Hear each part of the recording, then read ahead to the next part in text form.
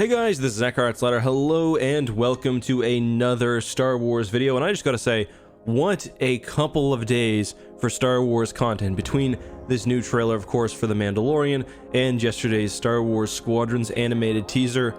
We've been pretty lucky, and if you guys haven't seen the Star Wars Squadrons thing yet, I've done a full breakdown of that over on my second channel, X2. But today we'll be talking simply about The Mandalorian, and this will be a bit of a sort of impromptu, informal video because I actually don't really work during the day. I spend all of my time with my kids, so I'm trying to knock this out as he's taking a nap.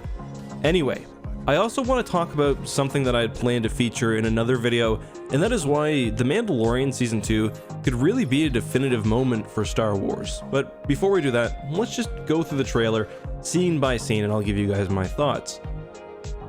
In a second, we're about to see the Mandalorian ship, which is in very rough shape again, the Razor's Crest. Just can't catch a break.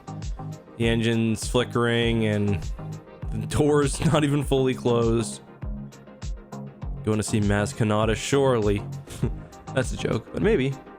I wouldn't be surprised. Maz would actually work really well on a show like The Mandalorian.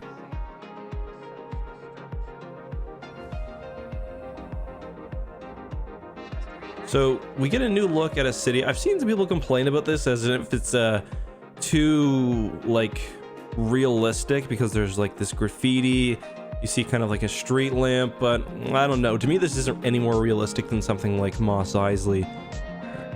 And the bantha just look absolutely gorgeous. I don't know if this is something they put on like an actual animal like they've done in the past. This could even be a miniature if they're using the volume. Or if it's just I don't think it's definitely some sort of practical effect. And there's a photo posted of the bantha earlier, but yeah, that looks amazing. And okay, so this is the interesting part. We know that the Mandalorian's plot arc in this season may see him attempting to return Baby Yoda to the Jedi or bring him among the Jedi or some other Force-sensitive group. So I've seen some speculation, and I didn't even think about this at all, that this could be Ilum. Now, we've got to wonder to what degree Ilum has been, changed, because even in the Imperial era, they were beginning to kind of shape it into something else, more than just strip mining the crystals. Hard to say, though. It would make sense to go to one of the most famous Jedi temples, I think.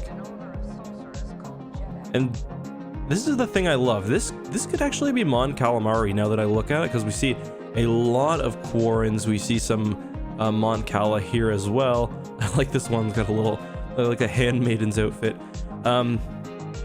But I just love the kind of grittier side of this. Like, this is literally just a Quarren fisherman. I feel like a real world fisherman's hat on. I love it. I wonder what this is on this person's back here. Let's just play a bit more. But yeah, I just love the kind of slice of life stuff we've seen in The Mandalorian. Very cool.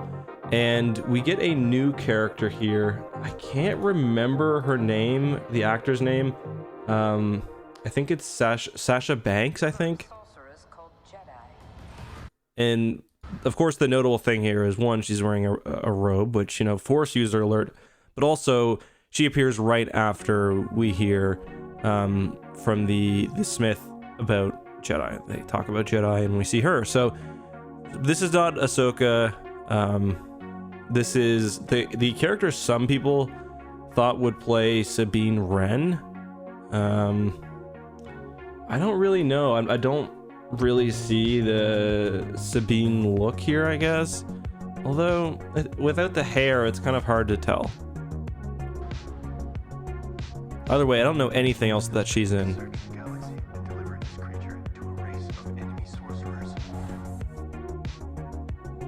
I'm guessing she's some sort of dark Jedi, though. I don't think she's playing for the good guys. I love this boat. I really hope this is Mon Cala. And then just the shot of the X-Wings information, just normal T-65s, I think, at this point. Yeah, got the red markings on them, like, Red Squadron in the movies. And then we get a really wonderful shot in a second here of just pure speed from the X-Wings, which is something we don't get very often. I wonder why he's working with the New Republic.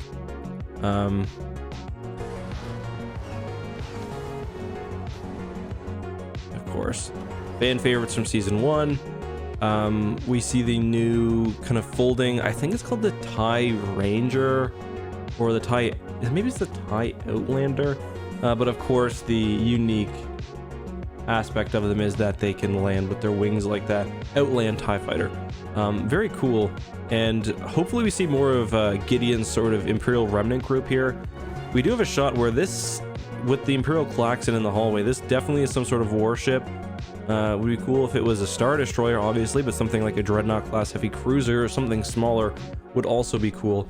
There have been other shots that definitely look like the inside of a hangar or a bridge.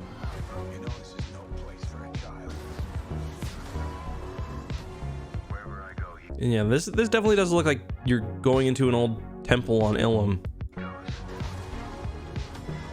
And this is my favorite scene in the entire trailer. Gamorrean fighting. Like, come on, that's awesome.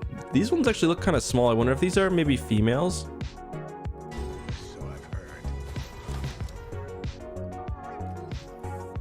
Of course, gotta get the Baby Yoda cuteness.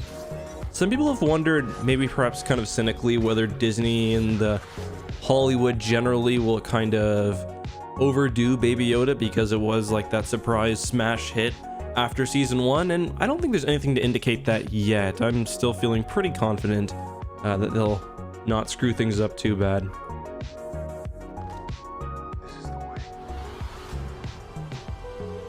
All in all, though, a very, I don't want to say bare bones because that sounds sort of insulting, but a very kind of basic trailer in that we get some hype about the technology. Especially, I will say, the quality of the filmmaking here and like the shots and everything else, it's incredible for a TV show, and it looks even more impressive than season 1. That being said, we're obviously not getting a whole lot of plot here other than what we knew going into this. That is that the Mandalorian is going to try to bring Yoda, Baby Yoda, back to his people. How he does that, I don't know. We could see an Ilum mission, but I also wouldn't be surprised if everything in this trailer, kind of like with season 1, was from the first couple of episodes. With that being said, I mentioned that there's a reason why I think this could be one of the best Star Wars projects ever, and that really has to do with the technology involved here in this trailer. Has made me feel even better about the assertion I'm going to make.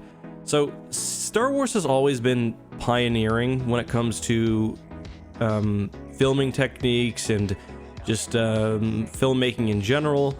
But the original Star Wars movie really kind of fundamentally changing how people use miniatures and matte paintings and stuff. Not that those weren't techniques used before, but just the really creative way that it all came together with other types of special effects. Then, of course, the prequels had the first fully CG character in a live-action film with Jar Jar. It pioneered the use of the green screen.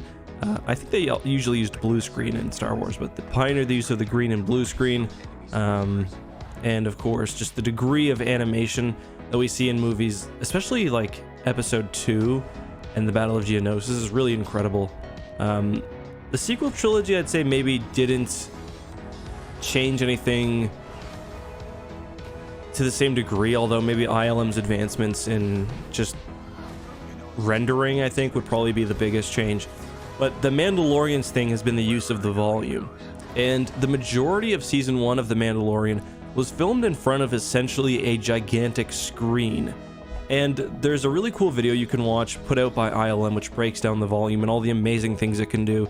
But it's perfectly appropriate for filming shots indoors.